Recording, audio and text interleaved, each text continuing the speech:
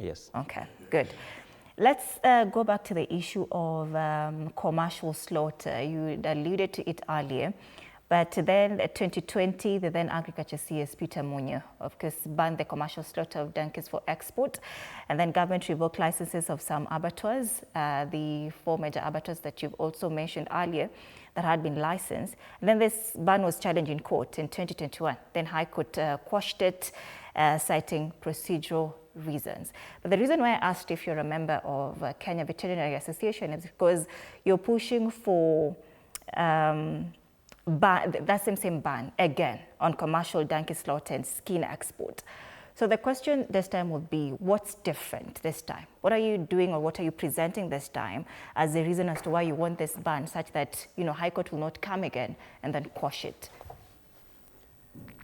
Maybe if I go beyond that, currently in Africa, the call is that in the next 15 years, we have a 15-year moratorium that was signed by the AU, urging all African nations to stop the commercial slaughter and trade of donkeys in the next 15 years. Until then we can revisit that issue to see whether it is a feasible issue that can happen in the republics within Africa. And our neighbors, Tanzania, have worked so much towards it. They have banned all that. Kenya, we are still making the right steps in the right direction. I know Kenya is among the member states of the African Union, and we are pushing towards that agreement to ensure that we align with what AU determined last year in February, so that we are in tandem with what African Union is looking towards to end or to subside the commercial slaughter of donkeys. Because if this trend continues, a research stated by, I think, Carl was saying that the last donkey that would have been slaughtered in the Republic of Kenya, Ken, was in 2023? Yeah. Yes. So we are making the right steps in the right direction. And even for KVA, I know KVA is a voice. And I know that through such strategic partnerships, I know we can combine these efforts. We are doing nothing different, but we are just aligning with what the African Union is talking about. And for our case here in Kenya, we are so much into it because it is the livelihoods of our people that we are talking about. So we continue to urge all stakeholders, both in parliament, in county governments. I know that there are different policies, especially where we work in Nakuru County, where we currently now have the Animal Welfare Act that has already been enacted and is going to be printed in due time. We are also working with the counties of Narok and Bomet to see that there are things that even from the smallest state of governance, we have these laws that govern donkey welfare. And speaking about the 15-year moratorium, Ken, of course, it restricts commercial donkey slaughter for the skin. So what's at stake if Kenya fails to align with this particular continental direction? That's a very good question, because I know our heads of, this was an agreement by the heads of state. So, and before they agreed, they had looked at all the pros and the cons. So I believe for Kenya, that may not be the direction, because the only thing that is remaining here in Kenya is to have that gazetted, which we really are calling up for the government to just gazette this ban and enforce what they agreed in the EU. But then if Kenya does not adhere to it, maybe the African Union are the ones who are bound maybe to take step maybe against Kenya.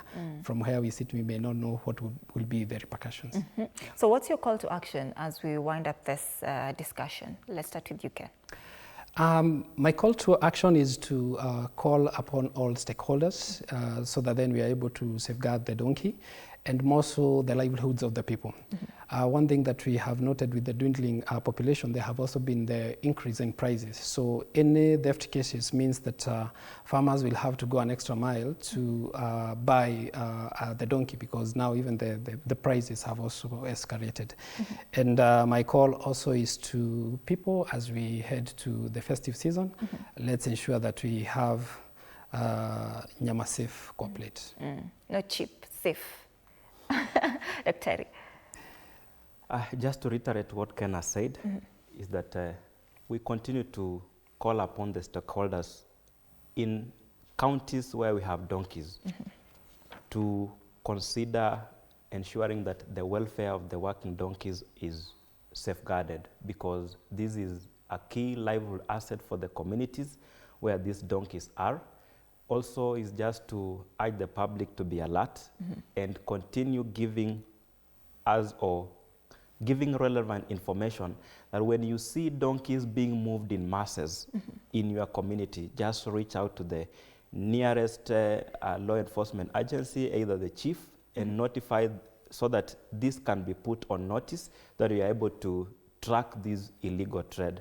But also just to probably the culprits who are involved in this trade, they are hurting the rural economies where these donkeys are vital. It hurt me the other day when I was at Bisil Market and I saw young foals in the market. I don't want to imagine that those foals were destined for illegal donkey slaughter. So my rallying call is that stakeholders remain vigilant, supportive, and that we work together towards safeguarding the donkeys. All right. Thank you so much, gentlemen. But before we go, is there a distinct taste that a donkey has that we can say, you know, he's saying nyama normal. This is not beef. This is a donkey.